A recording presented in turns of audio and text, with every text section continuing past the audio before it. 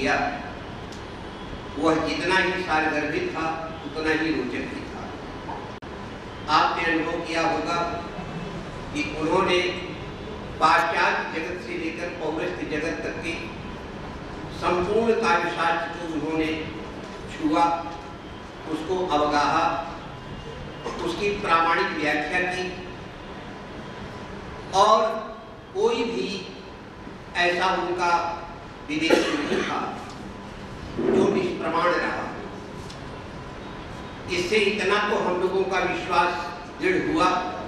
कि उनका अध्ययन बहुत गहरा है और विशेष करके इसलिए भी वे हमारे लिए स्पृहणीय बन जाते हैं कि अंग्रेजी भाषा के मूल मर्मज्ञ होने के बावजूद संस्कृत भाषा में उनकी धसान इतनी गहरी है। इलाहाबाद विश्वविद्यालय में मेरे गुरु थे आचार्य वीडियन शाही साहब। मैं उनकी छवि उनके व्यक्तित्व में देखता हूँ और इसी तरह सागर विश्वविद्यालय में डॉक्टर पाठक को भी मैं संस्कृत से जुड़ा हुआ उनकी वक्तृताएं सुनता था तो बड़ी प्रसन्नता होती। काश अंग्रेजी परंपरा में इसी प्रकार के और आचार्य पैदा हो तो शायद पाश्चात्य और पौरस्त्य कार्यशास्त्र में एक दृढ़ सेतु का निर्माण हो सकेगा। मैं आप सबकी ओर से, अपनी ओर से आचार्य कपूर जी का अभिनंदन करता हूँ कि उन्होंने अंग्रेजी के विद्वान के रूप में नहीं बल्कि संस्कृत के अध्येता के रूप में अपने विचार व्यक्त किए हैं और बहुत ही जिसे अंग्रेजी में कहते हैं बिफिटिंग आज का जो विषय है उसके लिए सर्वाधिक समुचित व्याख्यान उनका था। हर एक पक्ष को उन्होंने आपके सामने बहुत ही परिहास प्रेषण शैली में प्रस्तुत किया और आप सबके वो पल्ले पड़ा, आपकी समझ में आया, आपने हृदयंगम किया। ये उस वक्तृता की सबसे बड़ी सार्थकता है। मित्रों, समय बहुत कम है और हमारे श्रद्धेय गुरुवर्य आचार्य दयानंद भार्गव जी का भी हमें व्याख्यान सुनना है। मैं बहुत संक्षेप में अपनी बात आपके सामने कहना चाहूँगा क्योंकि ये विषय इतना ऐसे महत्व का है आज और इतना अपेक्षित है कि जो लोग सीधे इस विषय से जुड़े हैं, इस क्षेत्र में कार्य कर रहे हैं, शायद उनके पास भी कहने को बहुत सामग्री है, लेकिन फिर भी मैं लोभ का संवरण करते हुए एक दो बिंदुओं पर अपनी बात आपके समक्ष प्रस्तुत करना चाहूँगा। आप जानते हैं कि संस्कृत में कविता का परिवर्तन तो अंग्रेजी शासनकाल में ही हो गया और एक नए ढंग की संस्कृत कविता आई जिसमें राजे महाराजाओं की स्तुतियां नहीं थी, जिसमें समाज उभर करके सामने आया, झुग्गी झोपड़ियां सामने आई, दलित और सर्वहारा वर्ग आया, सामान्य जनता की पीड़ा, उनकी समस्याएं उभर करके सामने आई और उसमें एक और नया पक्ष जुड़ा। वो था हमारे राष्ट्र की जो चिरकाल से चली आती हुई दास्ता थी। उस दास्ता के अंत करने के लिए जो संघर्ष छेड़ा गया वो संघर्ष भी एक नया पक्ष बनकर के उभरा। इन सारी घटनाओं ने और विश्व के विभिन्न अंचलों में होने वाले जो राजनीतिक परिवर्तन है उन्होंने संस्कृत कविता में भी एक क्रांतिकारी परिवर्तन किया 18वीं शताब्दी के आसपास और एक नए प्रकार के वाग्मय की सर्जना का प्रारंभ हुआ।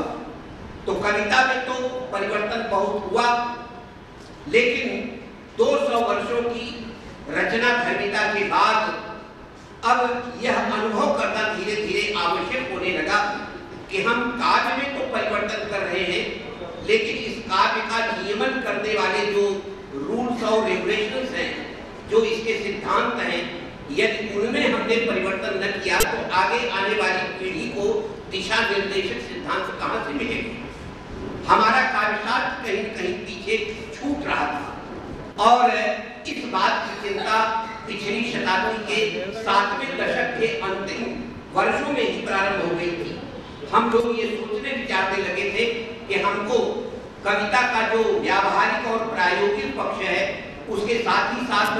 कविता के जो नियामक सिद्धांत हैं उनके भी परिवर्तन या उनके भी संशोधन या उनके भी युगानुकूल प्रस्तुतिकरण के बारे में भी सोचना चाहिए। और इस प्रकार की चर्चा का श्री गणेश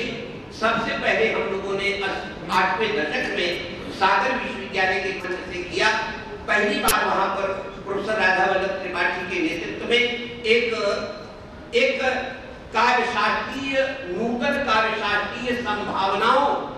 पर एक संगोष्ठी आयोजित की गई। याद रखें, उस समय केवल संभावना की चर्चा हो रही थी कि क्या ये संभव है कि हम 2000 वर्षों से चले आते हुए संस्कृत कार्यशास्त्र में क्या कोई परिवर्तन करने की जरूरत भी कर सकते हैं, साहस भी कर सकते हैं, क्या ऐसी पात्रता हमारे भीतर है। संभावनाओं के बारे में विचार किया गया और उस समय दक्षिण और उत्तर के जितने भी मनीषी वहां एकत्र हुए, जो वहां पर शोध पत्र पढ़े गए, उनसे हमारी एक राय बनी कि नहीं, युगानुकूल परिवर्तन होना अत्यंत आवश्यक है, क्योंकि हमारा कार्यशास्त्रीय जो मानक है वो भी समय समय पर परिवर्तित होता रहा है। और उसका सबसे बड़ा प्रमाण है हमारी कार्यशास्त्र परंपरा की जो गैलेक्सी है, जो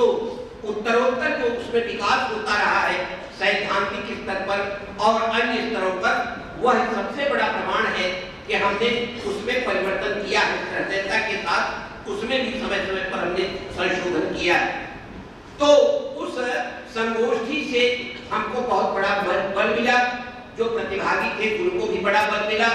और उसका एक सुखद परिणाम ये हुआ कि पूरे देश में कार्यशास्त्रीय चिंतन की एक नई लहर पैदा हुई। एक दूसरी संगोष्ठी इसके बाद ही आनंद में सरदार पटेल विश्वविद्यालय में अजित ठाकुर के नेतृत्व की इसी तरह की चर्चाएं हुई और जो कुछ हमने सागर में निर्णय निकाले थे उन निर्णयों को और आगे बढ़ाया गया और ये संकल्प लिया गया कि हम में से कुछ लोगों को आगे आकर इस विषय पर थोड़ी गहन चर्चा और चिंतन करना चाहिए। और उसका एक परिणाम ये हुआ कि अगले एक दशक में, यानी पिछली शताब्दी के बीतते बीतते, कुछ हमारे बीच में ऐसे आचार्य,